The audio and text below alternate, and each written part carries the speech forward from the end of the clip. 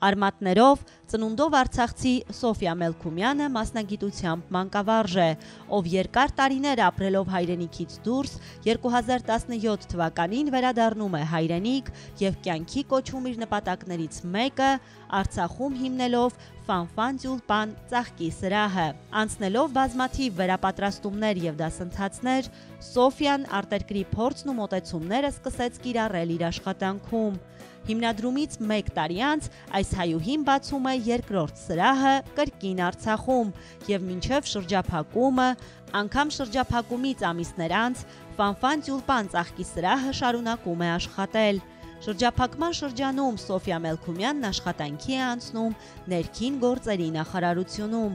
2025 թվականի հունվարի 17-ին Խանջյան 7 հասցեում վերաբացվում է Ֆանֆան Տյուլպան ծաղկի սրահը, որը չնայած առկա բազմաթիվ դժվարություններին, վկան է աննկուն համառության, մեծ աշխատասիրության և անսահման լավատեսության։ Բիզնեսում հաջողությունները Սոֆիան լավագույնս համատեղում է իր գեղեցիկ զավակների հետ և ապացուցում, որ գործարար կինը կարող է լինել նաև սիրող, նվիրված մայր։